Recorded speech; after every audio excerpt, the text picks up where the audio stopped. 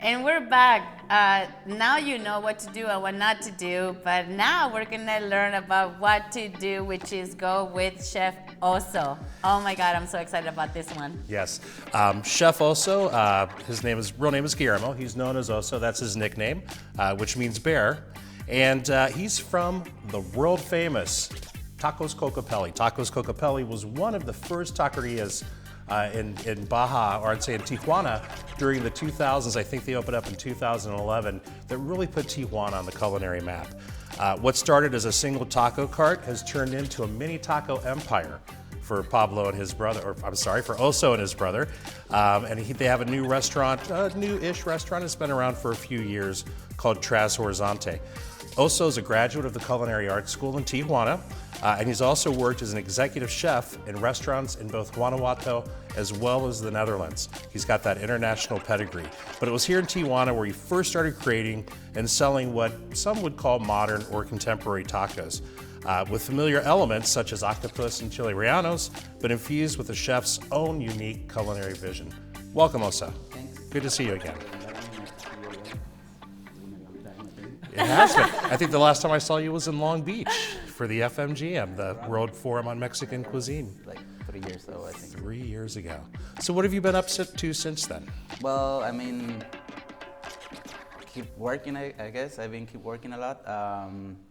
Trying to, to evolve with this new normality that we have, and trying to keep afloat. At the end, I mean, it's good because it keeps our brain like running, so we have to be more clever in a way. Yes. But also without losing our roots. So Yes. basically doing the same that I have been doing for the past 10, 12 years of making tacos and seafood stuff. And I tell you also, I mean, when I think about you guys, I'm always thinking about all the different flavors that I get to experience, because people are always talking about the tacos from Baja, but when we go to your place, it's a completely different experience every single time and every single bite.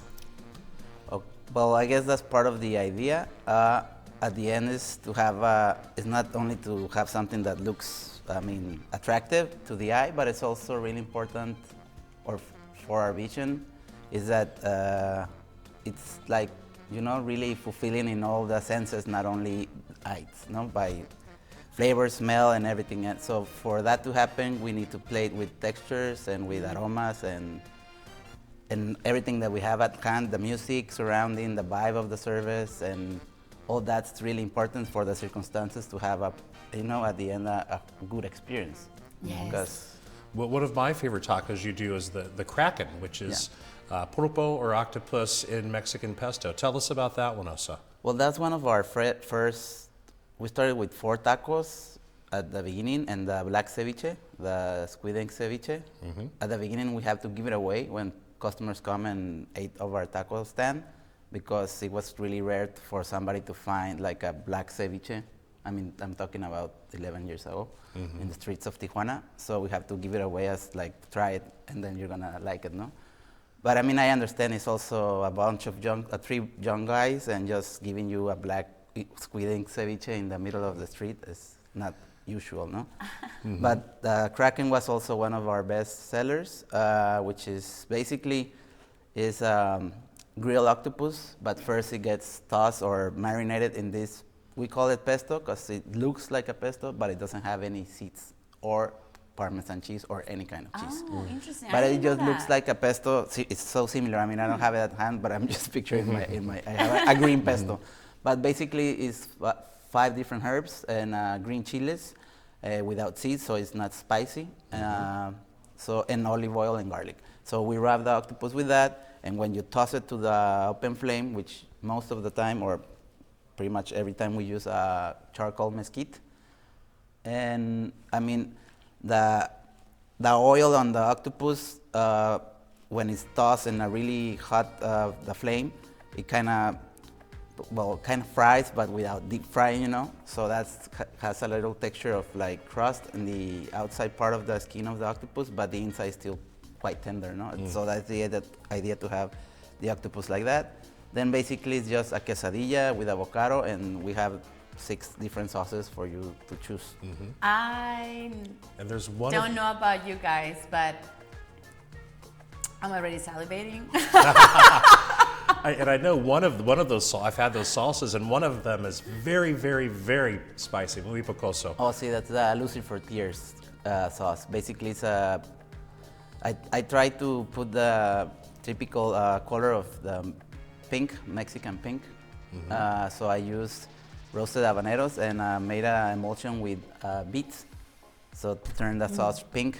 And then, well, the idea also is called Lucifer Tears because either it's it's really how you say, spicy, but also, I mean, if it's a devil is red and you dissolve red, it's pink, no? So it's, the Lucifer Tears is like a, you know, when the devil is dissolving himself in really hot situations. That is so cool. Tell us about your look. You always look sharp. You always look ready. You always look like super, you know, your hair changes constantly, like super cool. Well, I don't think much about it. I mean, it's just a way of expressing myself. I mean, at the end, I'm just a guy from Tijuana. I grew up in this multicultural city, so I have influence from all around. And I guess that's. And there's a little bit of native, like indigenous, because Kokopelli is a definitely. Hopi word, yeah, isn't of it? course. I mean, it's a Hopi word. What I found the meaning of Kokopelli 12, 14 years ago, basically he's an entity created by the elements. Yes. And basically for the Hopi, he would play the flute, who would change the season from winter to spring, creating the winds, bringing the rain, and he would be like hunchback because he would be carrying seeds and stuff he would bring to the tribe. So in a way, he was like a god of fertility, abundance, music, dance.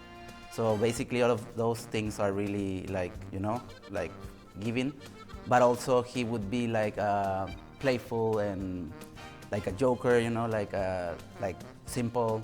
But always caring about others. Yes, Yes. but also and then caring about others, and then also the elements of what was happening during the time. So that says a lot about you as well, because you said I'm just a guy from TJ, but then you mentioned as well that you have all these different backgrounds, and then that you grew up with, that you were exposed to, and that is what you also bring to your deliciousness of your food. I guess you have to try it and then you let me know. Yes, I mean, you have to try it and let me know. Awesome.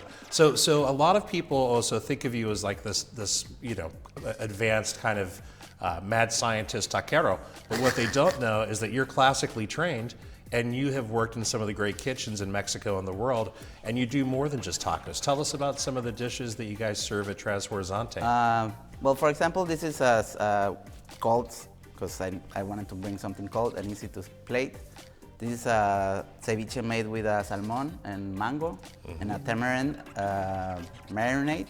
We call it aluche, which means it's like it's from the Mayan cosmovision. So yes, I do have a lot of native and influence in myself. But I mean, we also do beer, cocktails, and food more. I mean, we don't do like, you know, laboratory crazy stuff, but we do like as much as we can with our equipment. But you can find from a taco to like I don't know, like a barbacoa wrap in michote, or even like a burger, but it depends. I mean, we try to change. That's why our name is like that, no? That's how we were talking before. Tras Horizonte, which means this place that's beyond the horizon, and so it's a remote or imaginary place, no? So the idea is try to get there constantly, but as soon as you go to that place, it changes again. So. Where can people find you? How can they come and try all this deliciousness? Well, right now the restaurant is only open from Thursday to Sunday, so it's 4 days a week. It's called Tras Horizonte. It's in Zona Rio. I mean, you can Google it or Open Table, and you can make a reservation from there. Or you can write us on Facebook or Instagram. I mean, There's our social media. I don't know if you're gonna show it there. Sure. Yeah, it does. I think it does come up on Facebook. And the neat thing about Tras Horizonte, it's not just any other restaurant. You go in and it's kind of like this psychedelic landscape of like jellyfish paintings on the wall, and it's very eclectic. Well, everybody's mind different, I guess. I love it. I love it. It's like Alice in Taco Land. I know, but when you arrive, when you go there, I mean, it's just the smells as you're arriving. It is a very cool experience. So thank you so much. Thank you for being here. Is there anything else that you would like for us to know about Oso, Trans Horizonte, or anything? I mean, at the moment, no. I mean, if you come and visit and ask, I gladly would talk about with you and go further into the explanation, because everything that we create and has a name is because it has a symbolism or something behind, a history. So it's not just names on a taco or names on a sauce. Actually, it has like a reason why it was created like that. So, I mean, there's things to talk about there. All right. Well, we will be visiting you again soon, Oso, for sure, at Tras Horizonte. Thanks so much for coming on the show. And we'll see you again soon, I hope, buddy. Yeah, of course.